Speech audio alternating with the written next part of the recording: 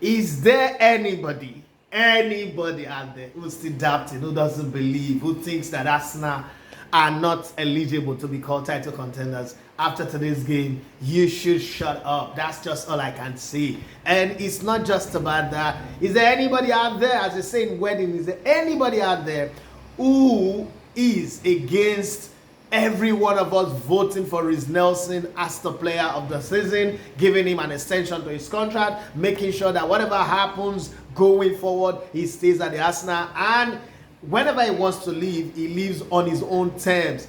This goal, wow. Like, let me catch my breath. The funny thing was, I was saying that, okay, at 1-0, 9 seconds into the game, Arsenal was going to come back and win. It was going to be an easy win. I've seen Bournemouth take a 3-goal lead over Arsenal at home before, and Arsenal ended the game 3-3. Remember Sanchez and Olivier Giroud and the rest of them. I thought, okay, this is possible. Lucas Perez, Sanchez, Olivier Giroud, right?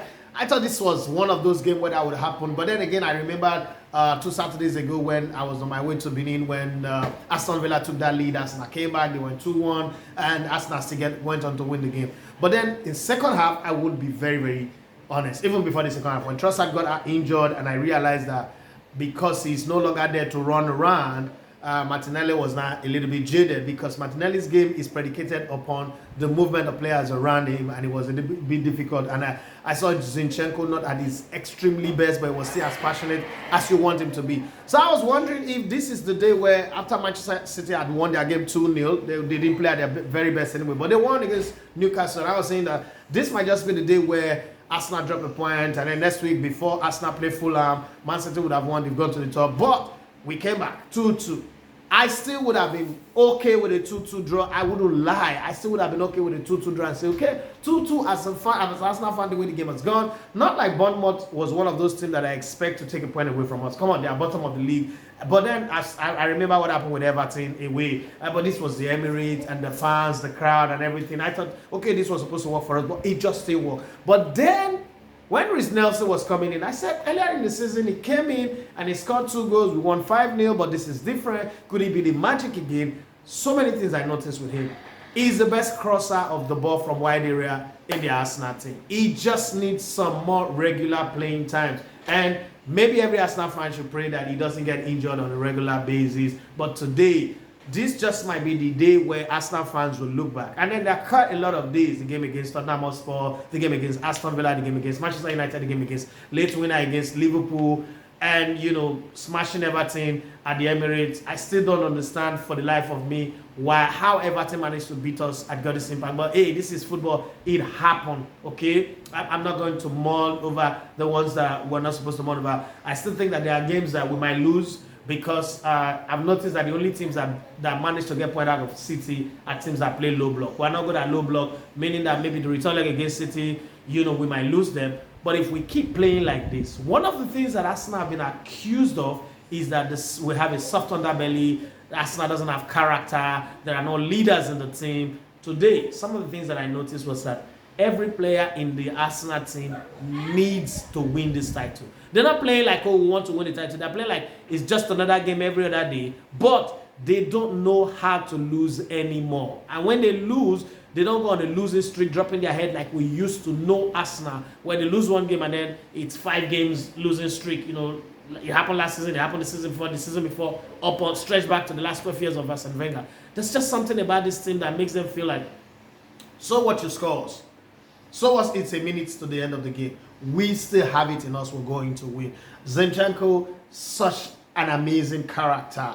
You look at Zinchenko, you almost want to feel like you have the magical power to stop the war in Ukraine, to bring happiness to him and his entire family and the entire people in Ukraine. And then you look at players like Riess Nelson and you say to yourself, where does he get the energy to go away from the game, not playing, not having a chance, not even knowing if he would ever get to play? And then when he gets that one chance to play, boom, he puts up a performance that makes you say, how is it that he's not been playing since? This is the kind of player that, if he gets to play maybe 20, 30, 50 games, there should be some 60 to 70, 80 million in him. Because I know that I'm overhyping and over-exaggerating things here, but to be very honest, I would rather have a Riess Nelson in my team than have a Jack Grealish in my team. And there is a whole lot that I look at and I was like, we have a Riess Nelson and we're willing to pay almost 100 million for Mikhailo Modric.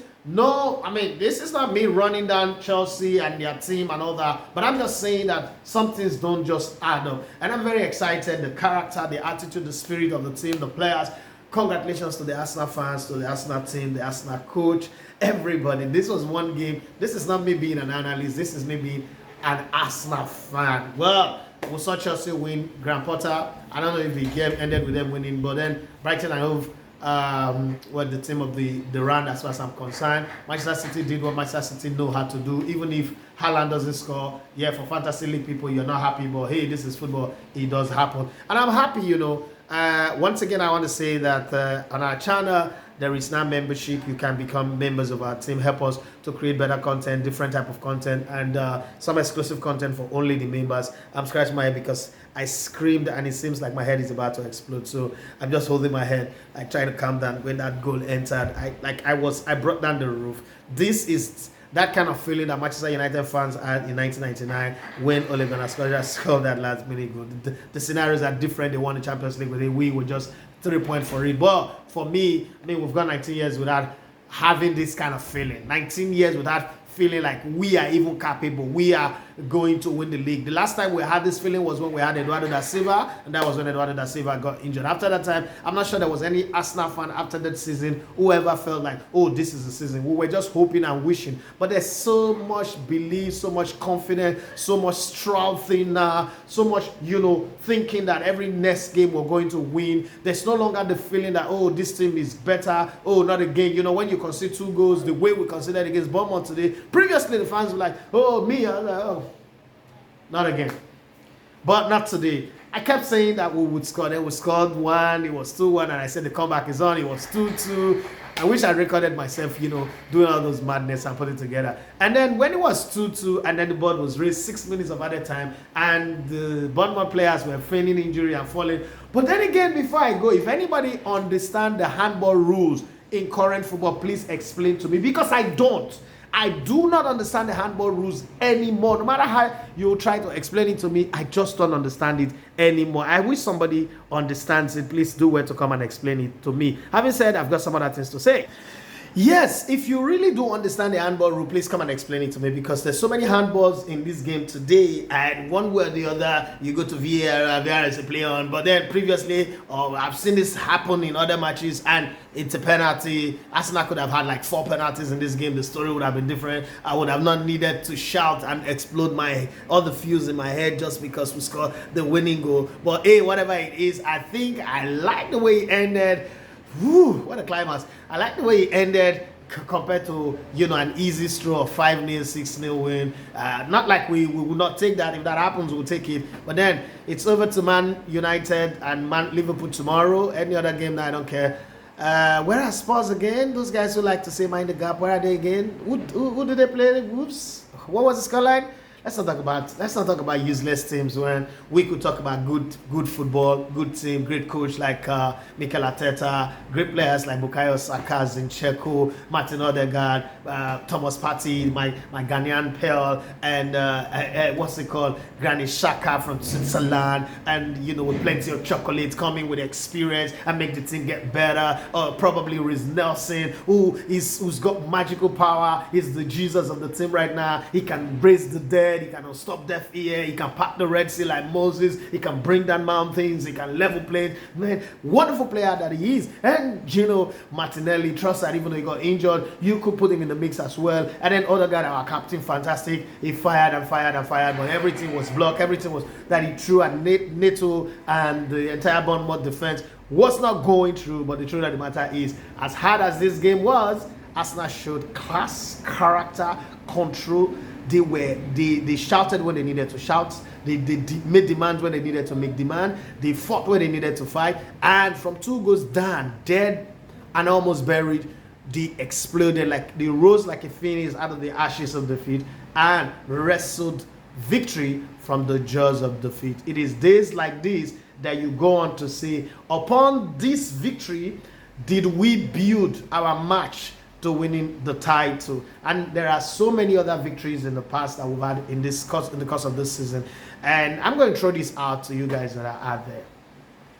Which game have been the most exciting for you so far in this season in the Premier League for Arsenal? If you're an Arsenal fan, which of the games have been the most exhilarating, most exciting? If there is anyone that beats this one, I don't know what it is, but for me, it has to be this game. But then for you, it could be something different. It could be a different one. Which of the games that we played this season have been the most exhilarating, most exciting, most astounding, most amazing game that you've had? And I know some people say the Man United game, the Liverpool game, and every other game. That's your. But for me in the Premier League, it has to be this game. I don't care. Yeah, you say Bournemouth in the relegation zone at bottom of the league. But then last time I checked, if you beat Man City, you get 3 points. You beat Baltimore, you get 3 points. You beat Man United, you get 3 points. You beat Liverpool, you get 3 points. You beat anybody in the league, you get 3 points. So there is nothing about what the position says of a team. It is just the point that you will get. And I'm happy. Congratulations once again to Arteta, to the Arsenal fans who were loud and screaming in the stadium from start to finish. And I know that Arsenal fans, AFTV, they would go crazy today. The channel would explode. But then I just want to say congratulations to everybody. SIM card. Don't mind that pastor that is saying you're gonna. I mean, this makes you feel very, very happy. Have for yourself a wonderful day. Celebrate it like it's a championship win. I don't care what Gary Neville will come out and say eventually. This is the kind of game you celebrate like you've just won the championship. Thank you very much once again for subscribing to our channel. If you have not subscribed, please do what to subscribe. Join, share, drop a comment, share with us your thoughts about our channel, what you think we should do, improve upon, and all that. Bye bye, and have for yourself a wonderful and amazing weekend. And if you're watching it after the weekend, wonderful day or wonderful week ahead for you. Bye.